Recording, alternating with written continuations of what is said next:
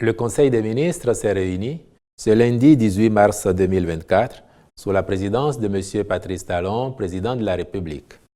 Les décisions que voici ont sanctionné la séance.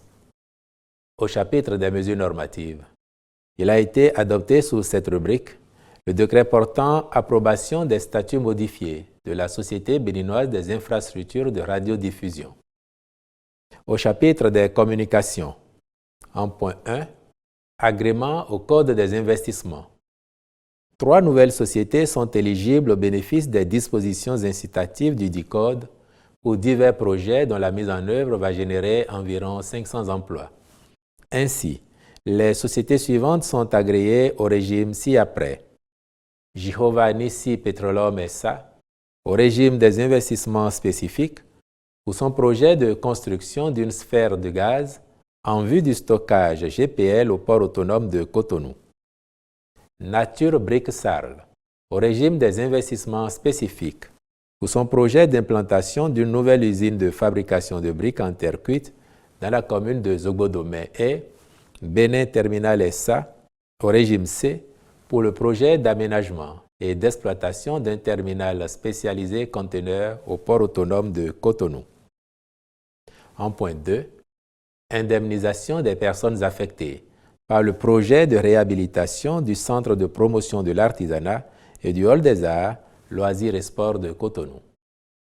Cette opération rentre dans le cadre des diligences préalables à la mise en œuvre du projet qui intègre la réhabilitation de certaines infrastructures artistiques et de loisirs en même temps qu'il occasionne le déplacement des occupants des lieux.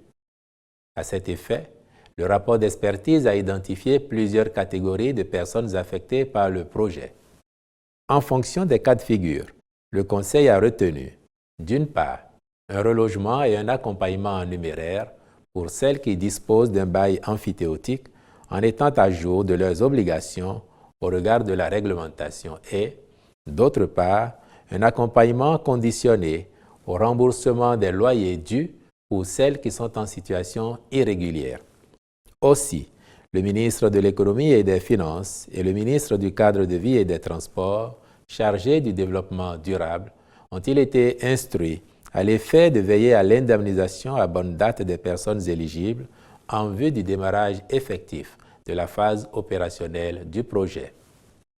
En point 3, nouvelles mesures d'amélioration des conditions des aspirants au métier d'enseignant AME. Conformément à sa volonté d'améliorer constamment les conditions de vie de plus de 30 000 AME déployés dans nos écoles primaires et secondaires publiques, le gouvernement a décidé d'octroyer de nouveaux avantages à leur profit.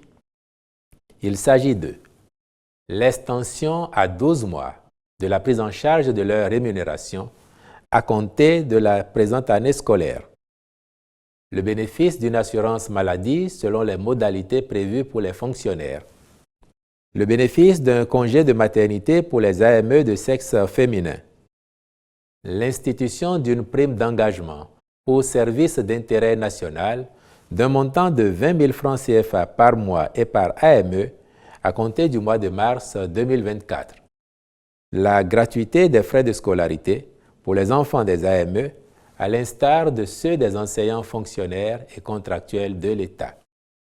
Il est à observer que, mis à part le bénéfice de l'assurance maladie et l'exemption de frais de scolarité, ces nouvelles mesures représentent un effort financier annuel de plus de 10 milliards de francs CFA à la charge du budget national. Par ailleurs, tenant compte des plaidoyers divers, le Conseil a accordé la réintégration des 175 AME qui, en 2021, s'étaient rendus coupables de démobilisation de leurs collègues ou d'absence au poste pour fait de grève et suspendus de ce fait par leur ministère de tutelle. Au chapitre des rencontres et manifestations internationales, le Conseil a autorisé la participation du Bénin à la 57e session de la Commission sur la population et le développement du 29 avril au 3 mai 2024 à New York, aux États-Unis d'Amérique. Au chapitre des mesures individuelles, enfin, sont nommés au Conseil national de l'Autorité de régulation de l'électricité, sur proposition du ministre de l'Énergie, de l'Eau et des Mines, les personnes ci-après. Président, Monsieur Édouard Denis Dahomey.